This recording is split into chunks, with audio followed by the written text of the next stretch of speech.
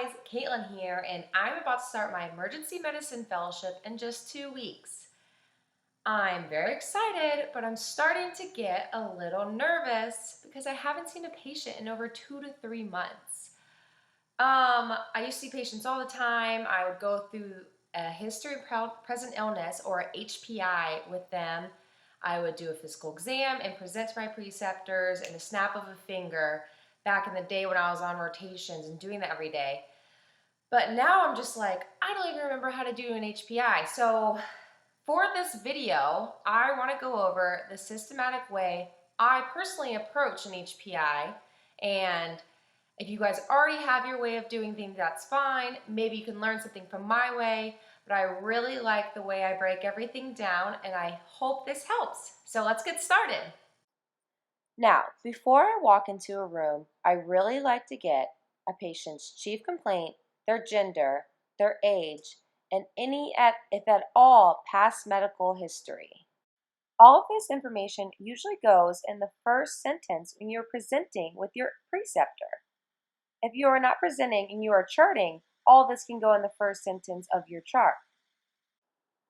After I have a chief complaint from a patient, I like to use the acronym OLD CARTS to continue my interview with them. So if a patient comes in with a chief complaint of chest pain, I like to know the onset of the chest pain. So when did it start? The location of the chest pain. Is it on the right side, the left side? Is it by the sternum? How long has this been going on? The past hour or the past week? The characteristic of the chest pain. Is it dull, achy, sharp? Is it a ripping pain? What makes this pain better or worse? Is it worse after walking up a flight of stairs, or is it better after rest? Is it radiating down the left shoulder? What time of the day is this worse? In the morning after you get up? And what is the severity? On a scale of 1 to 10, how bad is this pain? But there may be associated symptoms that old cards may not cover. Like if a patient has a cough and you want to ask about sputum production, that's not exactly covered in old cards. So make sure you ask about associated symptoms of this chief complaint. So next I want to talk about the patient's family history, social history, and medical history. Now let's start with family history.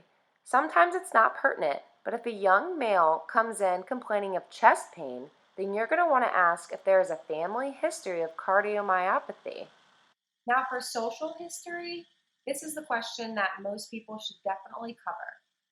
Diet and exercise are always very important for heart health, but I like to really focus on the things that people intake into their body.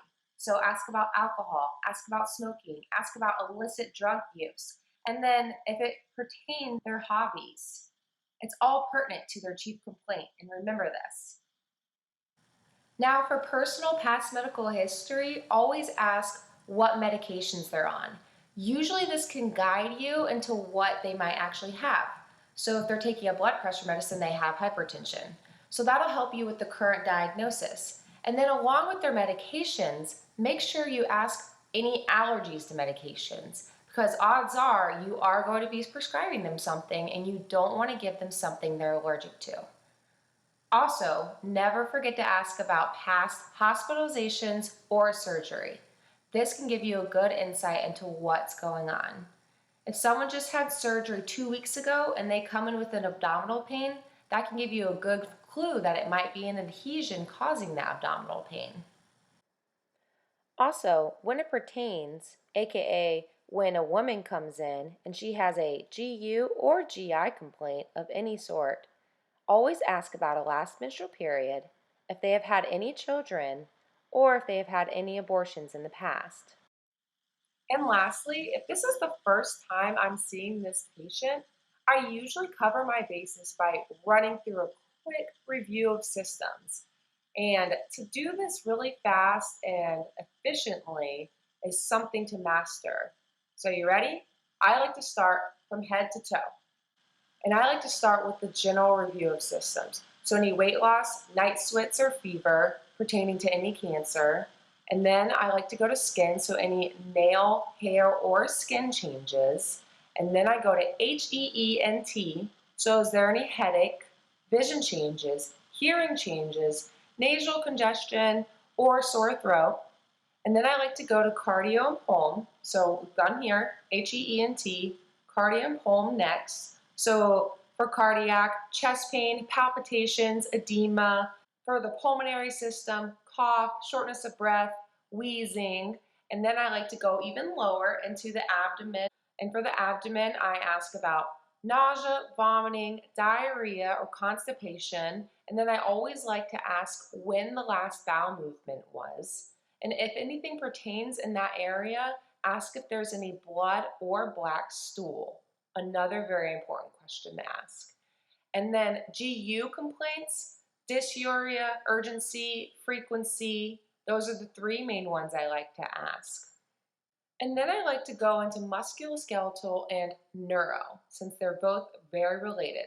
So with musculoskeletal, any joint pain, muscle pain, and with neuro, do you have any numbness or tingling? Do you have any weakness in any parts of your body? And then the last three systems are heme, endocrine, and psych. So for hematology, are you easily fatigued? Do you easily bruise? For endocrine, I really like to focus on the thyroid since it is the most common. So do you have any heat or cold intolerance? And then for psych, do you have any mood changes? Do you get anxiety? Would you say you're depressed? All these are good questions to ask, and if you do a complete review of systems, it can really cover your bases and can prompt the patient to think, oh, actually I do have that. And that might clue you into a diagnosis or a path to treat this patient better. And that's it, guys. That is my HPI. And to be honest, I really did just commit it to memory. If you have a systematic way of thinking about things and a systematic order of going through your HPI, it can really be helpful. And I know the conversation with the patient will obviously sway from that. So if you often go off on a tangent with your patient, just come back to where you were in your systematic review and go from there.